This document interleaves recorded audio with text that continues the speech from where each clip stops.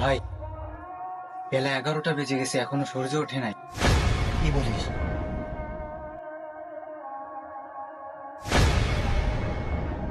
আসলেই তো সকাল হয়নি।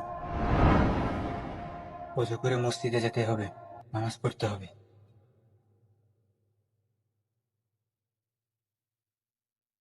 আল্লাহু আকবার। হায় আল্লাহ, আমার তো কিছুই মনে পড়তেছে না। কি পড়বো? কোরআন পড়তে হবে। কোরআন পড়ে তারপরে নামাজে দাঁড়াতে হবে। আমার তো কিছুই মনে আসতেছে না।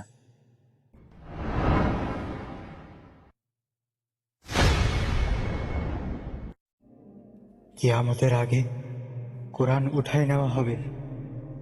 যখন ইসরাফিল আলাইহিস সালাতু ওয়াস সালাম সিংহায় ফু দিবে, তখন সমস্ত দুনিয়া ধ্বংস হয়ে যাবে।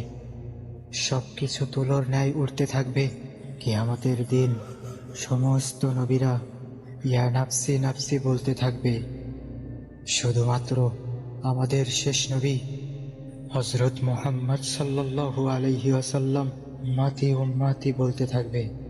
আমাদেরকে ডাকবে, হে আল্লাহ, তুমি আমাদেরকে শেষ নবীর খাঁটি উম্মত হিসেবে কবুল করে নাও। আমিন।